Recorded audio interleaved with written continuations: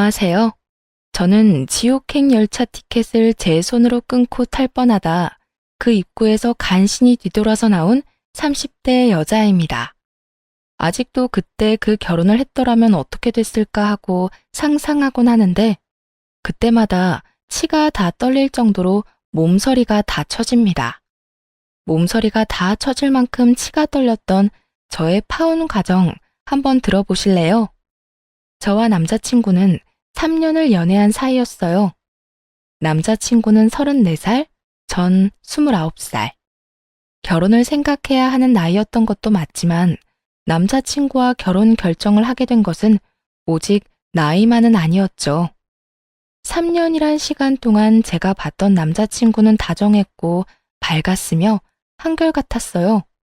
훗날 이런 남자가 내 아이의 아빠가 된다면 더없이 좋겠다는 생각을 하는 순간들이 많았고 그런 생각들이 짙어질수록 결혼이라는 단어가 낯설지 않게 느껴졌습니다. 그런 저의 생각들이 얼마나 잘못된 생각이고 크나큰 착각인지 알게 된 것은 그리 멀지 않은 어느 날이었죠. 저와 남자친구는 결혼 약속과 함께 식을 올릴 시기까지 생각하고 있었어요. 하지만 결혼 이야기가 오갈 당시 예비 시부가 오랜 지병으로 인해 돌아가시는 바람에 결혼은 자연스럽게 1년이 미뤄지게 되었어요. 그렇게 시간이 흐르고 다시 결혼 이야기가 나오고 있었고 미뤄진 만큼 저흰 서두르기로 했죠.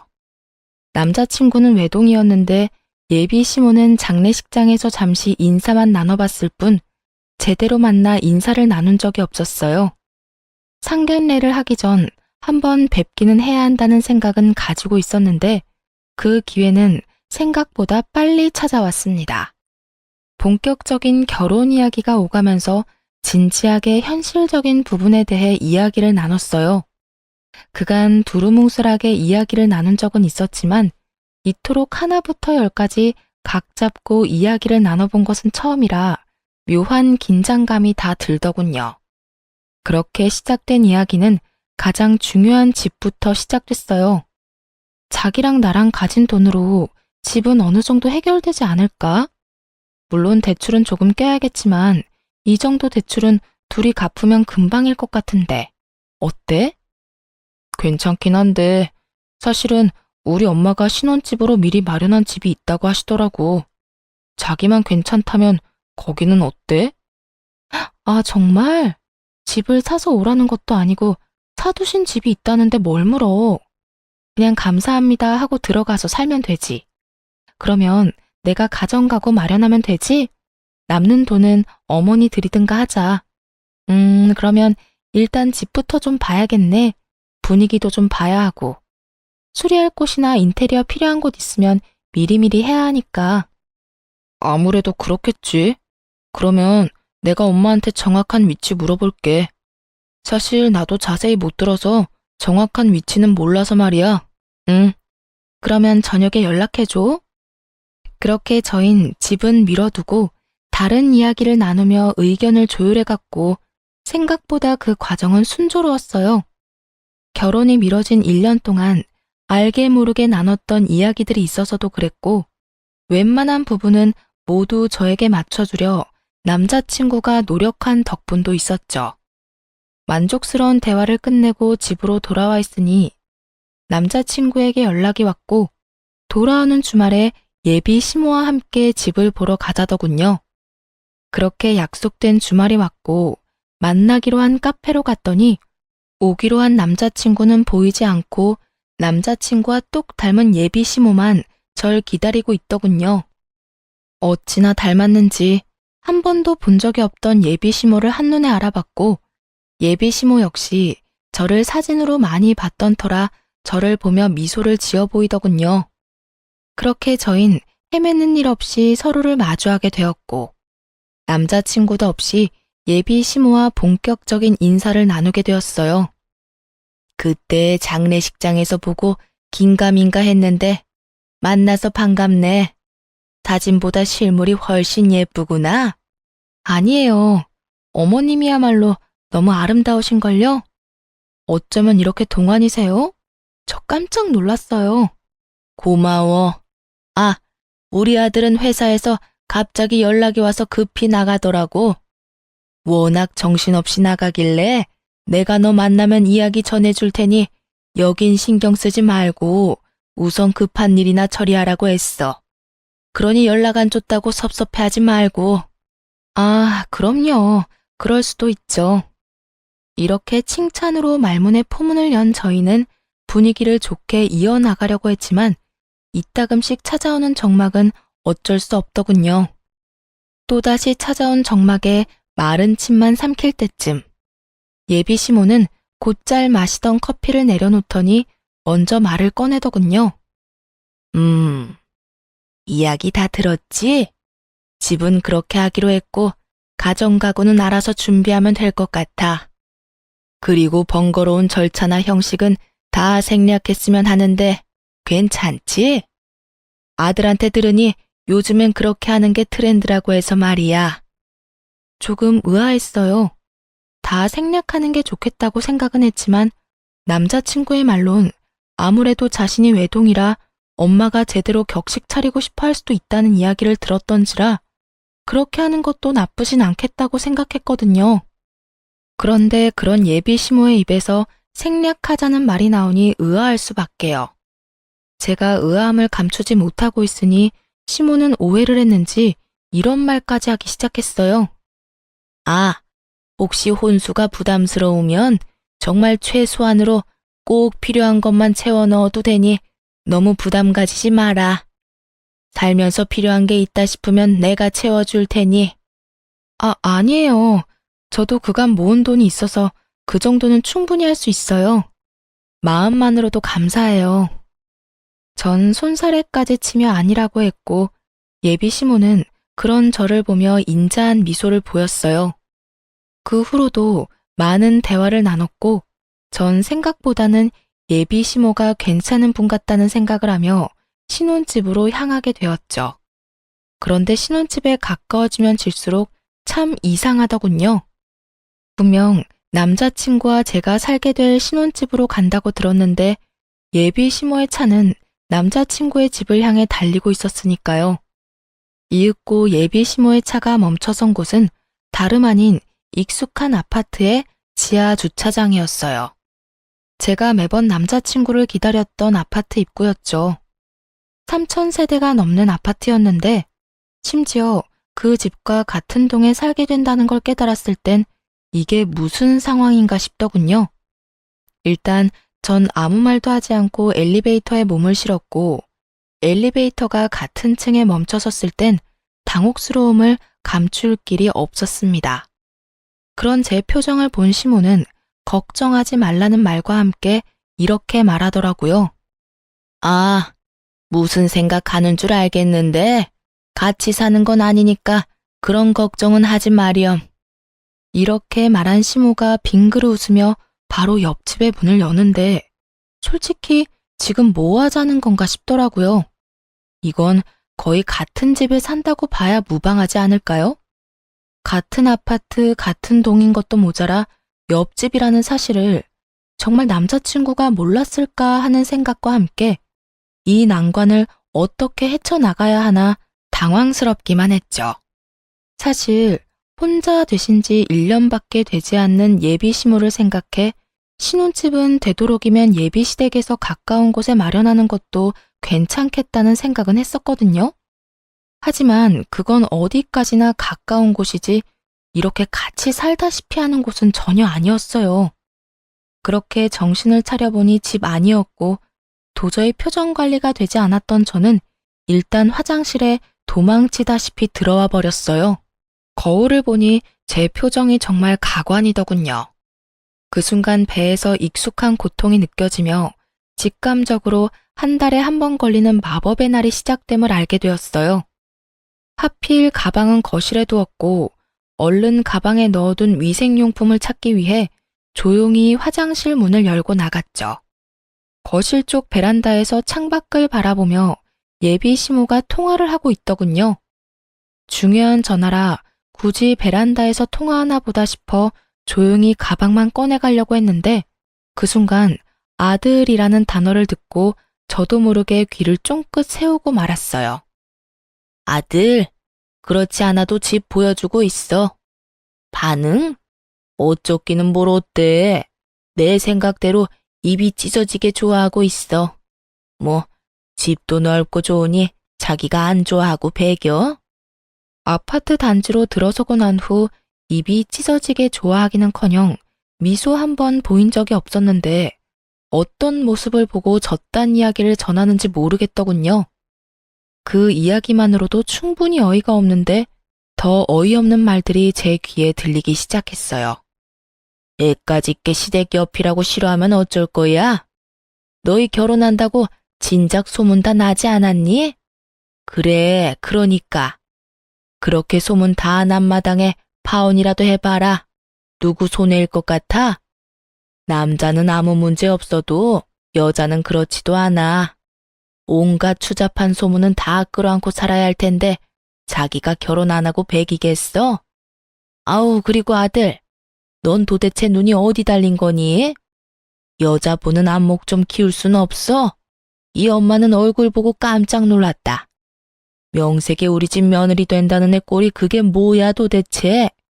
생긴 거는 꼭 여우처럼 생겨서는 입고 온 옷, 손에 쥔 가방, 신고 있는 신발까지 뭐 하나 제대로 된 것이 없던데? 걔 어느 정도 사는 집 애는 맞아. 그런데 왜 그렇게 후줄근하게 다녀? 엄마 창피해서 혼났어.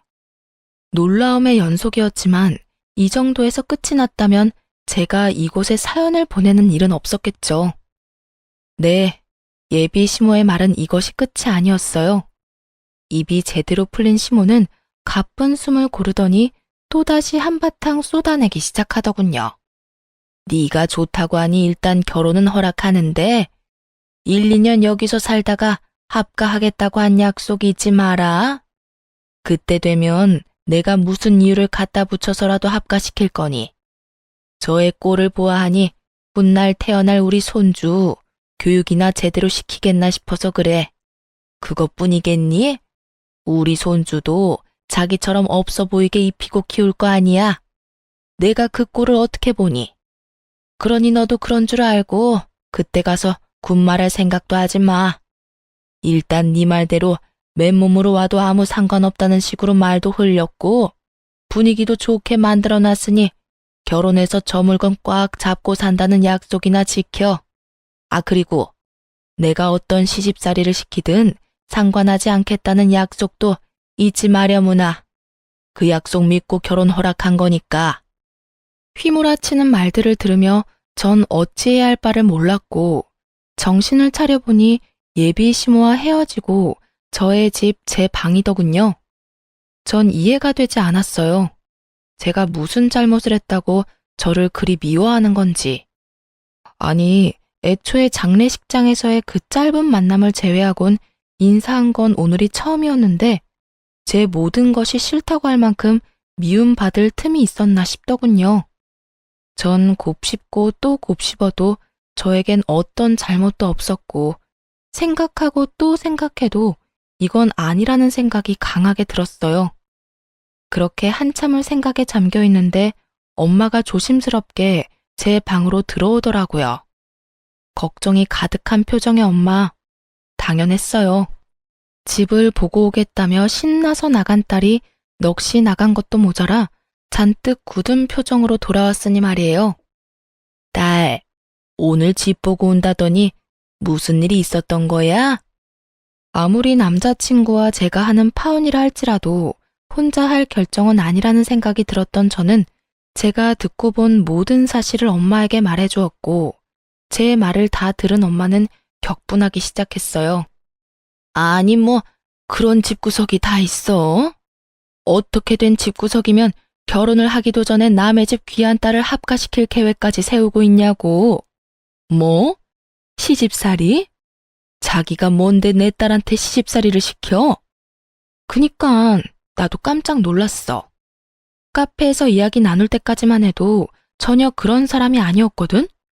그런데 남자친구랑 통화하면서 그런 말을 하는데 순간적이지만 같은 사람이 맞나 하는 생각까지 들었어. 그 애미의 그 아들이란 말이 이런 경우에 쓰는 말인가 보다. 자기 엄마가 그런 생각을 하면 뜯어말릴 생각을 해야지. 한 가정의 가장이 되겠다는 놈이 좋아서 같이 짝짝꿍하는 꼴이라니. 너 이 결혼 안 할 거지? 아무리 생각해도 아닌 것 같아. 그래, 이혼보단 파혼이야. 요즘 세상의 파혼은 흠도 아니야. 동거하다 찢어지는 사람들도 수두룩인 세상에 파혼이 무슨 흠이나 되겠어? 알고 있어. 그런 걱정은 하지도 않았고. 그래. 아휴, 파혼할 때 하더라도 상견례 자리는 마련해. 그 뻔뻔한 여자 얼굴은 한번 봐야겠으니. 파혼까지 하는 마당에 굳이? 왜 그런 시간 낭비를 해야 해? 시간 낭비되지 않게 알찬 시간 보내고 올 거니까 넌 잔말 말고 자리나 마련해. 그 순간 엄마의 눈은 반짝이고 있었고 전 엄마의 말대로 상견례 약속까지 잡게 되었어요. 상견례 날이 다가오고 모든 사실을 전해들은 아빠가 역정을 내며 그 집구석 박살을 내버리겠다고 한바탕 난리가 났더랬죠. 딸바보 아빠가 제 앞에서 그렇게 화낸 걸 본 적이 없었는데 엄마의 눈빛에 다시 순한 양이 되어선 엄마와 저만 상견례 자리로 향하게 되었죠. 아빠가 참석하지 않은 사실을 당일에야 알게 된 예비 시모는 눈에 보일 정도로 인상을 찌푸리고 있었지만 그 온화한 말투는 잃지 않고 있더군요. 엄마는 예비 시모의 모든 말들을 건성으로 대답한 채 주문을 했고 주문을 마친 엄마는 준비한 말들을 쏟아내기 시작했어요. 애들 신혼집 이야기는 들었습니다만 제 생각엔 34평은 좀 작은 것 같네요. 그러지 말고 이렇게 하는 건 어떨까요? 저희도 놀고 있는 집이 한 채 있는데 그 집에서 애들 시작하게 하는 걸로요. 엄마는 손을 닦고 있던 물수건을 내려놓으며 말했고 시모는 당황한 듯 눈썹을 들썩이며 답을 하더군요. 예? 34평이면 둘이 살기엔 부족함이 없을 텐데요. 아니 평수는 떠나서 위치도 좋고 집값도 꽤 나가는 곳이라 미리 받아두면 애들 앞으로 사는데도 도움이 될 겁니다. 그러니 집은 원래 계획대로 하는 게 좋을 것 같네요. 그런 거라면 걱정하지 않으셔도 되는 게 저희가 가지고 있는 집도 가격은 만만치 않아서요. 위치가 어디쯤인가요? 아시죠? 땡땡동의 땡땡땡 아파트. 거기 50평대라 살기는 더 좋을 거예요. 위치가 더 좋은 건 물론이고요. 이 정도는 돼야 애들 앞날에 도움 정도는 되지 않을까요? 누가 봐도 제 말이 맞을 텐데요. 엄마는 작정을 한 듯 눈 한 번 피하지 않고 예비 시모의 말에 대응하고 나섰고 예비 시모는 이런 상황은 전혀 예상하지 못한 듯 차가운 물만 마시고 있더군요. 어느 아파트인지 들은 남자친구가 적잖게 당황한 듯 말까지 더듬기 시작했죠. 거기 혹시 미연이가 지금 사는 곳 아니에요? 왜 아니야? 맞아. 내가 말한 노는 집이 사실은 우리 집 위층이야. 층간소음 때문에 고생 꽤 했었는데 윗집 이사 간다는 소식 듣고 그냥 사버렸거든. 와봤으니 알 테지만 전망도 좋고 교통편도 좋고 여러모로 지금 계획하고 있는 집보단 낫지 않겠어? 그래요. 엄마가 말한 빈집은 저희 집 위층으로 엄마의 말대로 꽤 긴 시간 층간소음으로 고생을 하고 있었는데 윗집이 나간다는 소식과 함께 그냥 그 집을 사버렸던 것이었습니다. 그 당시 집에 여윳돈이 있기도 했고 그땐 집값이 지금처럼 비싸진 않았던 터라 부담이 되긴 했어도 큰 고민 없이 내린 결정이었죠. 그 뒤론 세입자를 가려가며 받고 있었고요. 엄마의 말이 끝나자 남자친구는 다시 입을 다물어 버렸고 예비 시모는 목에 핏대까지 세우며 엄마에게 따지고 들더라고요. 그건 완전 처가살이와 마찬가지 아닌가요? 제 아들이 뭐가 모자라서 처가살이를 해야 하는 건가요? 왜 우리 귀한 외동아들이 처가살이를 해야 하냐고요? 목에 핏대까지 세우며 노발대발하는 예비 시모와는 달리 엄마는 무서울 정도로 평정심을 유지하며 말을 했어요. 자식이 하나든 둘이든 기약인 매 한 가지인데 왜 우리 딸은 그딴 집에서 살게 하려고 했나요? 시집살이나 다름없는 그딴 집에서 말이지요. 엄마의 말에 예비 시모는 코웃음을 치며 이렇게 말하더군요. 그거야 남자하고 여자하고 같나요? 여자는 시집 오면 죽어서도 시댁 귀신인데 당연히 시댁 가까이 있어야 하는 거 아닌가요? 그리고 양가 부모님 다 계시는 그쪽 상황과는 달리 전 작년에 애 아빠도 떠나보내고 저 혼잔데 그 정도 욕심 정도는 좋게 봐주실 수도 있잖아요.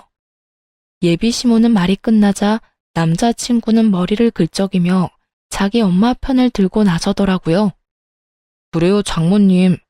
아버지 돌아가신 지도 얼마 안 돼서 한동안은 제가 가까이에서 지내고 싶어요. 그러니 조금만 이해 부탁드립니다. 제가 장모님 소중한 딸 귀히 여기고 아끼며 잘 살겠습니다.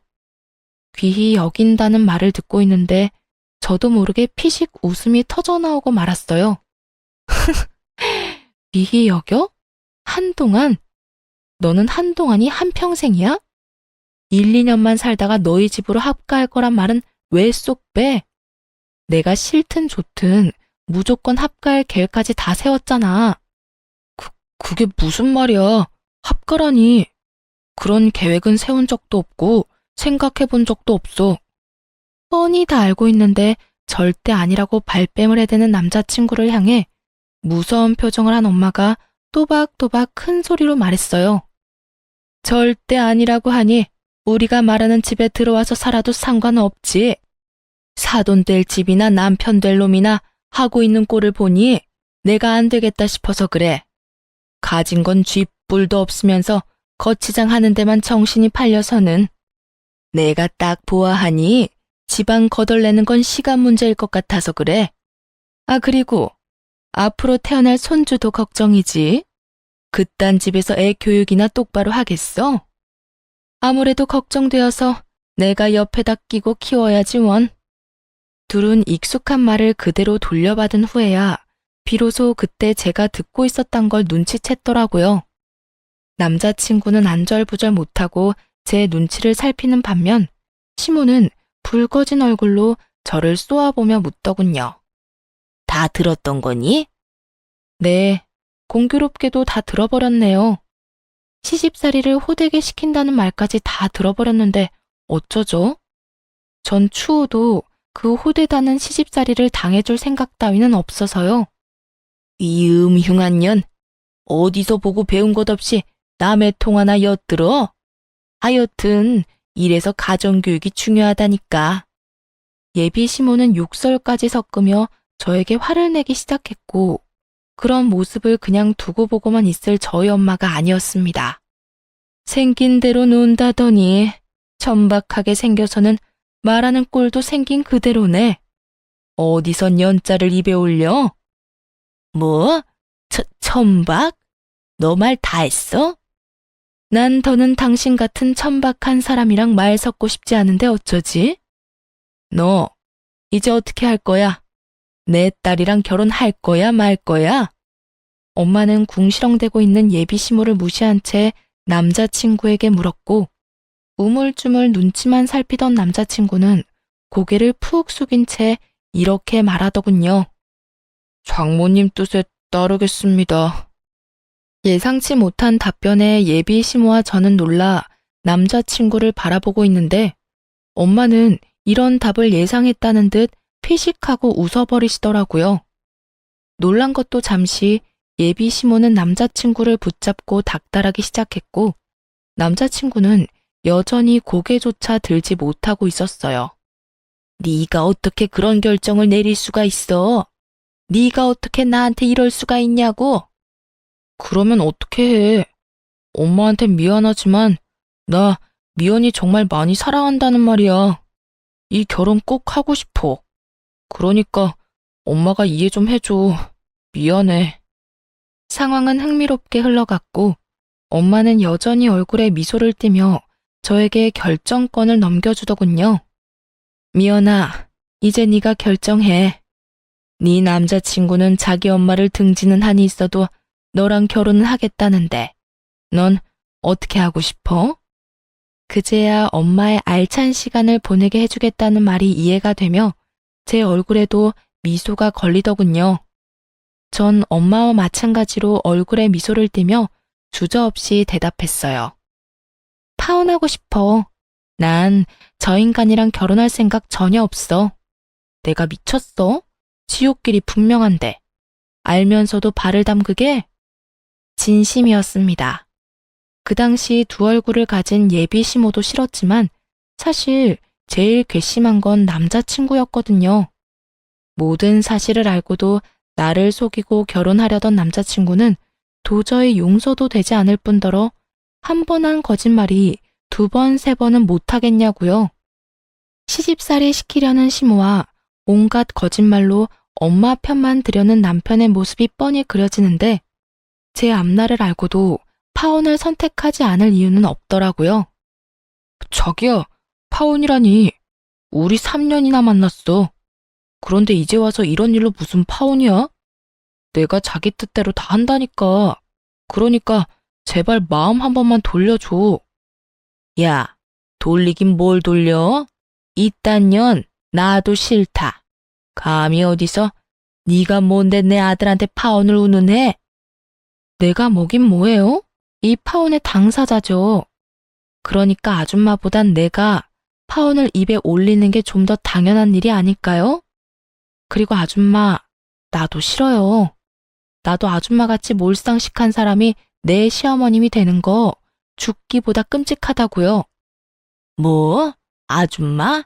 끔찍해? 너 지금 말 다 했니? 다 하진 않았는데 그만하려고요. 더 해봤자 뭐하나 싶고 더 해봤자 내 입만 아픈 일 아니겠어요? 인연이? 이윽고 흥분이 최고조에 다다른 예비시모는 제 얼굴에 물을 부어버리더군요. 차가운 물이 제 얼굴을 적시고 물이 한 방울씩 뚝뚝 떨어지던 그때 이때껏 단 한 번의 흥분도 하지 않고 평정심을 유지하던 엄마가 그 자리에서 벌떡 일어나 똑같이 물을 끼얹으며 소리를 질렀어요.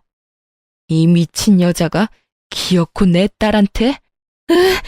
이 여자가 어딜 감히? 너 미쳤어? 미친 건 너지.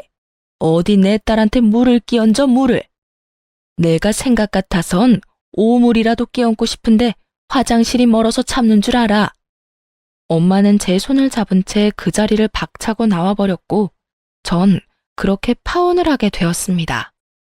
그 뒤로 남자친구였던 인간에게서 가끔 자니?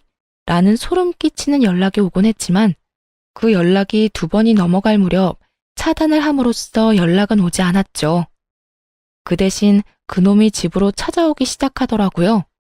대꾸도 하지 않으면 찾아오지 않겠거니 했는데 끈질긴 전 남자친구 놈은 하루 이틀도 아닌 일주일을 찾아오더군요.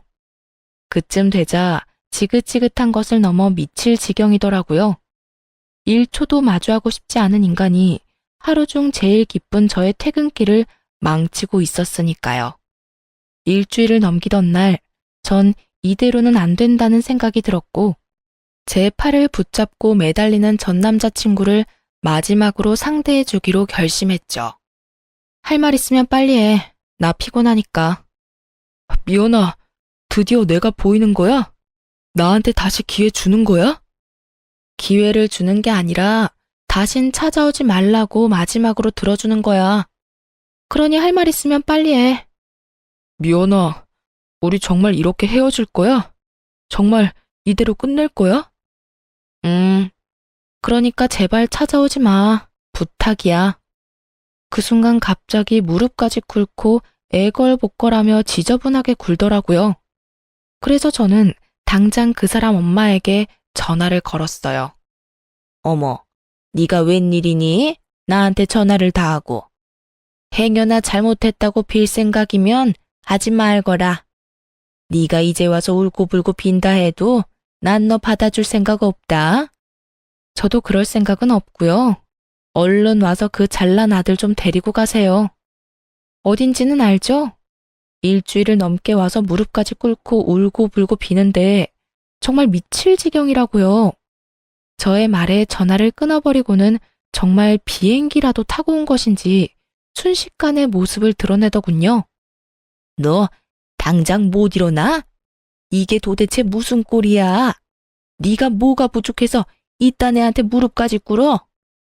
무슨 소리를 하든 전 남자친구는 미동도 없이 앉아 있었고 이윽고 아줌마의 비난은 저를 향하고 있었어요. 네 년 때문이야. 내 아들이 이렇게 망가진 건 다 네 년 때문이라고. 제가 정말 단 하나도 이해가 되지 않아서 그러는데 왜 이 모든 게 내 탓이 되는 걸까요? 내가 이 사람 불렀어요? 내가 이 사람 강제로 무릎이라도 꿇렸어요? 난요, 연락 받는 것도 싫어서 차단까지 했는데 직접 그것도 일주일씩이나 찾아와서 구질구질하게 매달린 건 이 사람이라고요. 인연이 오늘 너 죽고 나 죽자. 내가 너 오늘 가만 안 둘 거야. 온갖 고상이란 고상은 다 떨어대던 전 예비시모는 고함을 지르며 제 머리채를 휘어잡았고 파혼도 했겠다. 더는 참고 있을 필요가 없었던 저 역시 인정사정 없이 그 머리채를 잡아버렸어요. 개판도 그런 개판이 없었죠. 딸뻘 되는 제 머리채를 잡은 아줌마나 엄마뻘 되는 아줌마의 머리채를 잡은 저나 남들이 보기엔 독인 개긴인 상황이었습니다. 몸으로 번져버린 저희의 싸움에 전 남자친구가 일어나 말려봤지만 흥분한 두 여자를 뜯어내기엔 역부족이었고 계속된 싸움에 결국 집에 있던 엄마까지 뛰어나오게 되었어요. 엄마의 목소리가 들리자 저는 그 아줌마의 손을 확 꺾어버리며 바닥으로 밀쳐버렸어요. 그 순간 엄마가 고이 들고 온 양동이를 두 사람에게 붓고는 이렇게 말했어요. 내가 경고했지? 오물을 뿌리고 싶은 걸 겨우 참고 있었다고. 그 양동이는 저희 집 강아지가 싼 소변 패드를 푹 담아놓은 오물이었어요. 엄마는 결국 바라던 대로 오물을 두 사람에게 끼얹어 버렸고 오물을 뒤집어 쓰게 된 두 사람은 고함을 지르더군요. 이게 뭐야? 엄마, 이거 오줌 찌른 내 아니야? 왜 아니야? 이 여자가 진짜 미쳤나? 왜 사람한테 오줌물을 뿌려? 두 사람의 표정과는 상반되게 엄마는 승리에 취한 표정을 짓고 있었고 제 손을 꽉 잡으며 이렇게 말하더군요. 그러게, 왜 찾아와서 이 난리야? 내 딸이 싫다는 말 못 들었어? 내 딸이 우스워? 네 딸이 얼마나 질질 흘리고 다녔으면 내 아들이 이랬겠어. 앞으로 딸 관리 좀 잘하란 말이야. 이런 일 없게. 이 무슨 억지스러운 말인지 모르겠더군요. 투명인간 취급을 해도 찾아와서 귀찮게 군 인간이 누군데 저딴 말을 짓거리는 건지. 입으로 나온다고 해서 다 말이 아니란 걸 그날 처음 알았지 뭐예요? 더불어 사람 입에서도 개소리를 할 수 있다는 사실도요. 엄마는 코웃음을 치며 말했습니다. 까고 있네 정말. 내가 웬만하면 상스러운 말 쓰기 싫어서 참고 또 참았는데 너 같은 건 욕 없인 대화가 안 되겠네. 야, 이 미친년아, 정신 차려. 내 딸이 흘린 게 아니라 네 아들이 내 딸 못 잊어서 미쳐 날뛰는 거야. 알겠어? 그러니까 네 아들 다리 몽둥이를 꺾어버리든 누나를 뽑아버리든 그건 알아서 하고 불구를 만들어서라도 우리 눈앞에 보이지 않게 해. 다시 한번 내 딸 앞에 얼씬거리는 날엔 경찰에 신고할 테니 그런 줄 알아. 엄마는 욕이라곤 모르는 사람인 줄 알았는데 생각보다 엄마의 욕은 화려했고 경고는 강했어요. 그 이후 그 인간들의 소식은 들을 수도 없었으니까요. 그렇게 5년이란 시간이 흘렀어요. 그동안 저는 좋은 사람을 만나 결혼도 하고 이제 300일이 되어가는 딸을 키우며 그 누구보다 행복하게 살아가고 있었어요. 그런데 얼마 전 딸이 감기에 걸려 동네 인기 있는 소아과에 딸과 함께 방문하게 되었어요. 진료를 기다리며 딸을 보고 있는데 소아과 문이 열리더니 익숙한 두 사람이 들어오더군요. 네, 맞습니다. 익숙한 두 사람은 5년 전 시모가 될 뻔했던 여자와 남편이 될 뻔했던 남자였어요. 두 사람은 100일이 갓 넘어 보이는 아기와 함께였는데 표정이 좋아 보이진 않더라고요. 사실 지금의 남편과 결혼할 때 딱 한 가지 고민이 있었어요. 그 사람이 신혼집으로 본인이 살던 집에서 시작하자고 말했는데 하필이면 예전 제 시댁이 될 뻔했던 집과 정말 가까웠거든요. 하지만 설마 마주칠까 하는 마음이 있기도 했고 마주친다 한들 이미 끝난 사이인데 무슨 상관이냐 싶어 고민 끝에 그냥 살기로 한 것이었는데 다른 곳도 아닌 소아과에서 마주칠 줄은 꿈에도 몰랐던 거죠. 두 사람은 저를 발견하지 못한 듯 서로에게 언성을 높이며 대화를 하고 있더라고요. 이게 뭐야? 일도 제대로 못하고. 이게 다 엄마 때문이야. 이게 왜 또 내 탓이야? 엄마 말처럼 멍청한 애 찾아서 결혼했으면 잘해주기라도 했어야지. 설득하는 것도 아니고 강제로. 그것도 애 낳자마자 합가라니 나 같아도 싫겠다고. 거기에다 출산한다고 몸도 성치 않는 사람 그렇게 쥐잡듯이 잡으니 걔가 안 도망가고 버텨? 나라고 그럴 줄 알았겠니? 애도 낳았겠다.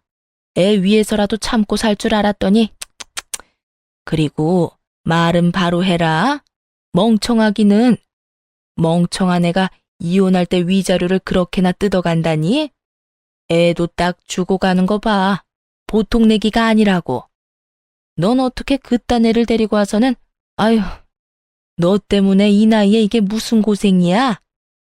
누구 탓을 하는 거야 지금? 좋은 베이비시터 구하면 뭐하냐고. 들어오는 족족 엄마가 구박을 그리 해대는데 누가 버텨? 이제 소문 쫙 나서 웬만큼 돈 올려준다고 해도 안 온다고 하더라. 어떻게 할 거야? 이야기를 들어보니 어디서 머릿속이 새하얀 여자를 낳까 결혼도 하고 아기까지 낳았지만 아기를 출산함과 동시에 애까지 낳았는데 자기가 어쩌겠냐는 무지한 생각을 했던 아줌마가 예전 저에게 하려고 한 것처럼 합가를 반강제로 밀어붙인 거였죠. 산후조리도 제대로 하지 않은 여자에게 모진 시집살이를 시켰고 그걸 견디지 못한 여자는 자식이고 뭐고 이혼 소송으로 위자료만 잔뜩 챙겨갔다더군요. 오죽했으면 자기 배 아파서 낳은 생떼 같은 자식을 버리고 도망갔을까 하는 생각도 들더라고요. 제가 보기엔 누구 하나 잘난 사람이 없는데 뭘 그리 따지는 것인지 이해가 되지 않기도 했고요.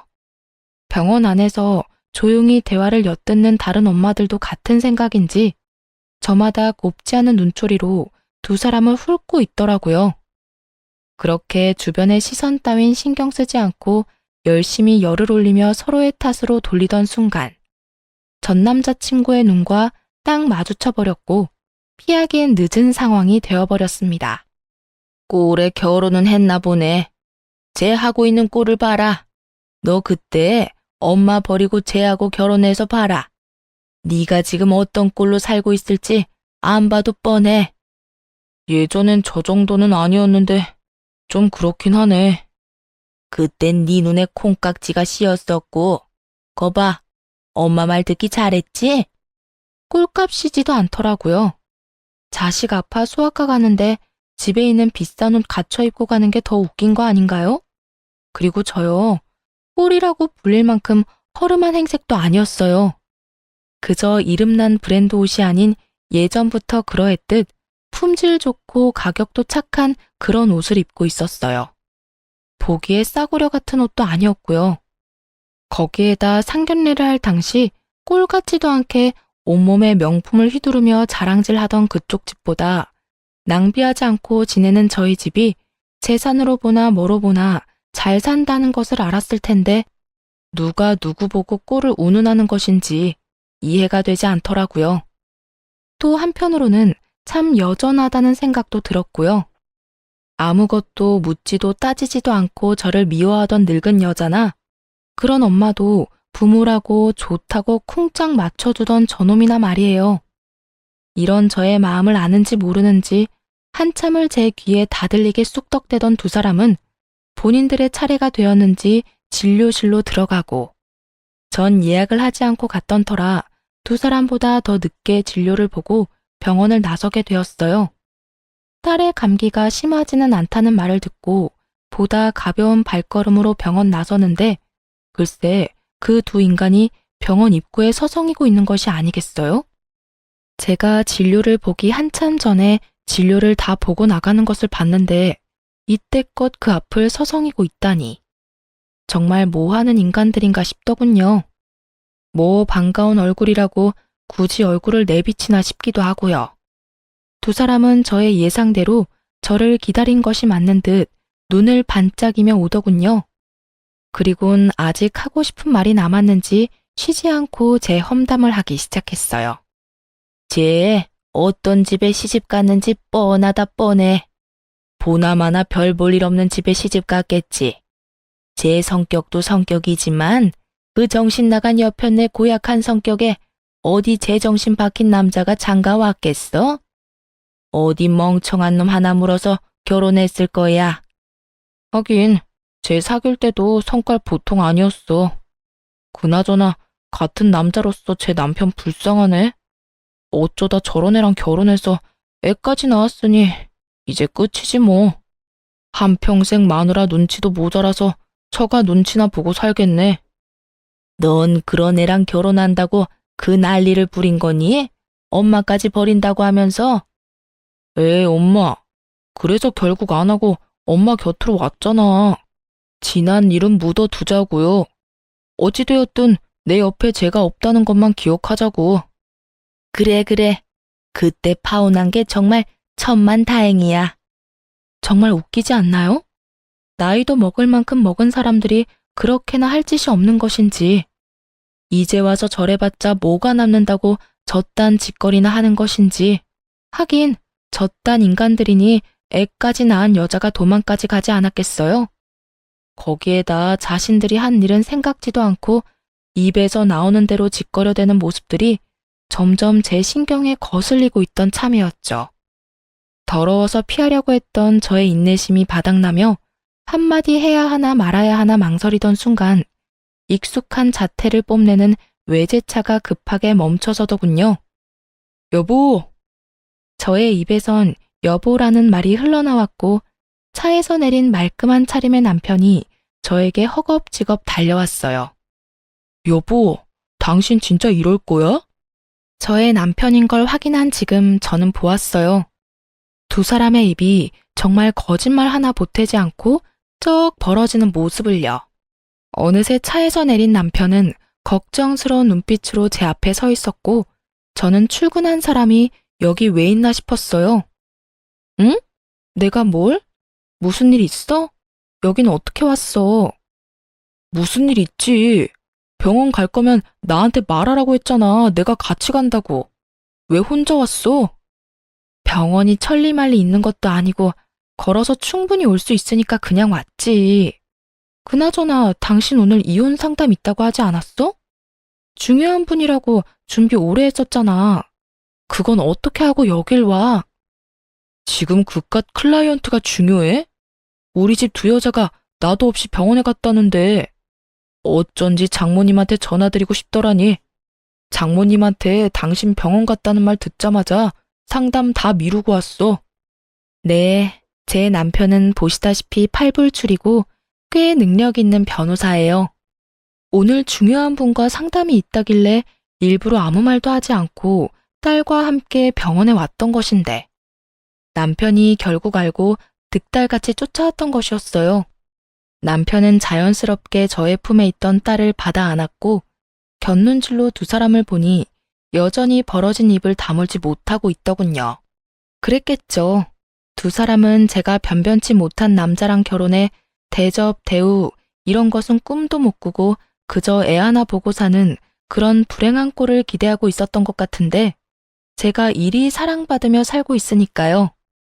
그 순간 귀히 대하겠다는 전 남자친구의 말이 왜 생각이 났는지는 모르겠지만 전 누가 보아도 귀히 대접을 받고 있었어요. 내가 이럴까봐 당신한테 말 안 한 거야.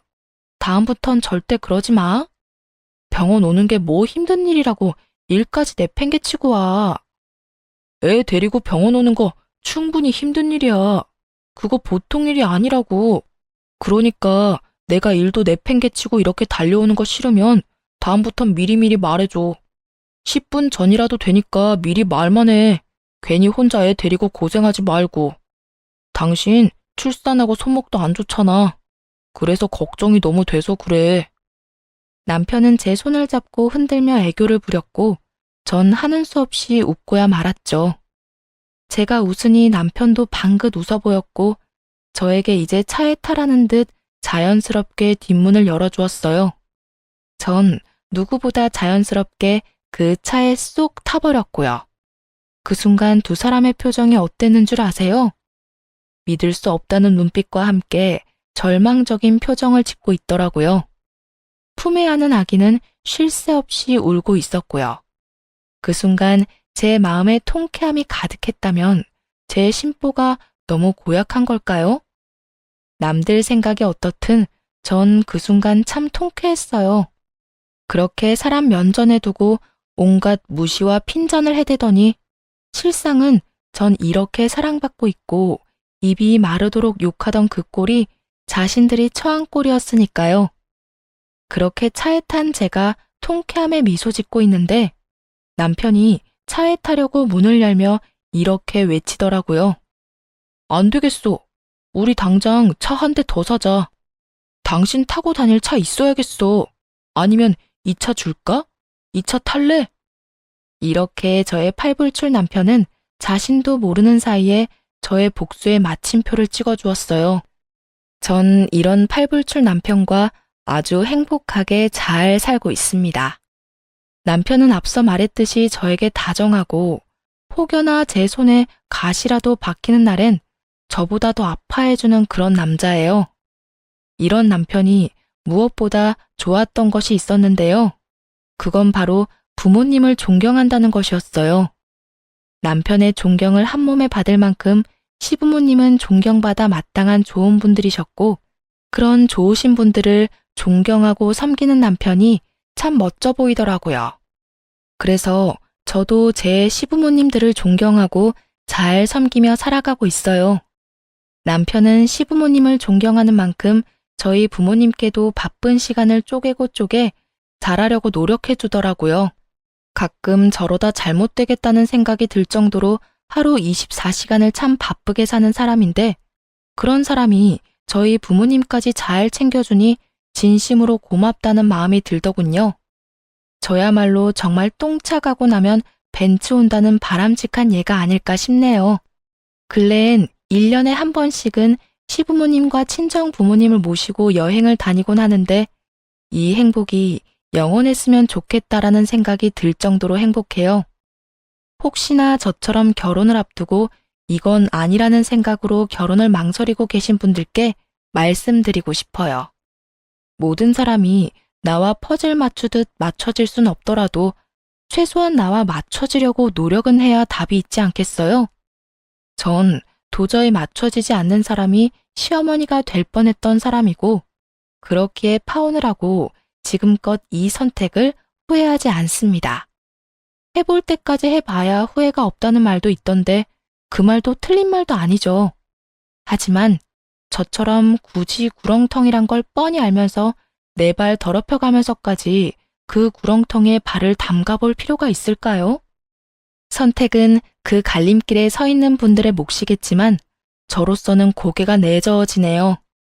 하여튼 모든 분들이 현명한 선택을 하시길 바라며 저의 긴 사연 들어주신 모든 분 감사합니다.